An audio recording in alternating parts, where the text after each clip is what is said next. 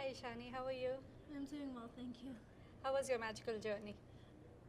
It was an amazing experience and one that I'll really cherish for the rest of my life. And describe to me your project, what you did today.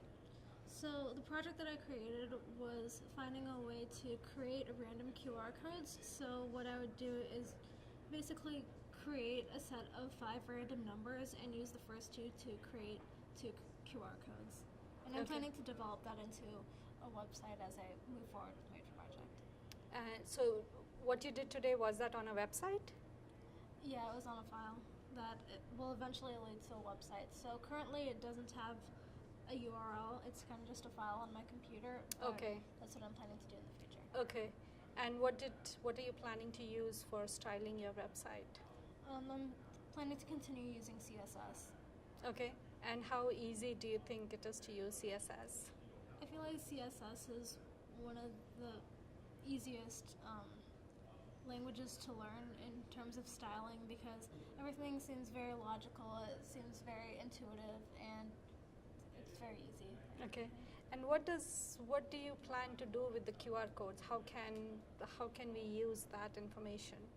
So the intended use of the QR code is to kind of use it as a tag. So if you print out the QR codes that I'm planning to make and stick them on anything that you think that you might lose, and if someone else scans it, instead of having a random number as the content, a URL will be the content that you'll be redirected to, and then you could message the owner saying, hey, I found a phone that you lost, how do you want me to get it back to you? So it's kind of like an extra level of security in order to keep track of their stuff. Oh, that's so cool. Thank you. I would want to use that for everything that my daughter carries in her backpack, right? Because she keeps losing half the things all the time. Yeah, I'm very forgetful. That's kind of what inspired me in order to create this project. Oh, good. That's exactly next to what I was going to ask you. Is it what inspired you? So it's just your own forgetfulness?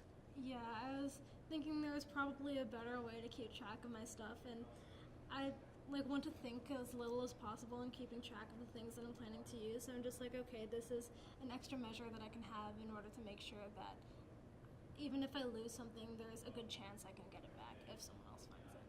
And what did you use to actually create this platform? So in order to create the file, I used HTML to put all the numbers and the wording on it, and CSS in order to style it.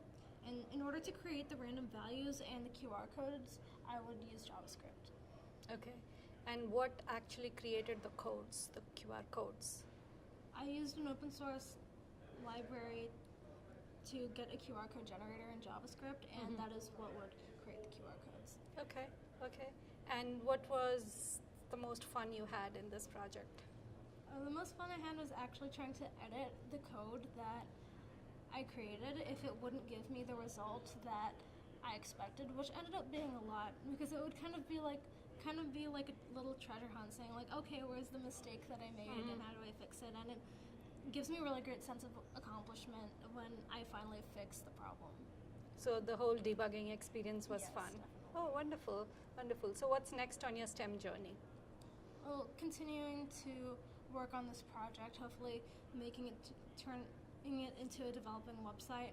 And my mentor works in biomedical engineering, so I was able to learn a lot about her career and her job through this experience, and it actually kind of sparked my interest in that subject as well, so I'll probably be looking into that a little bit more. Wonderful. Well, we wish you the very best on your STEM journey, and thank you for joining us today. Thank you for having me.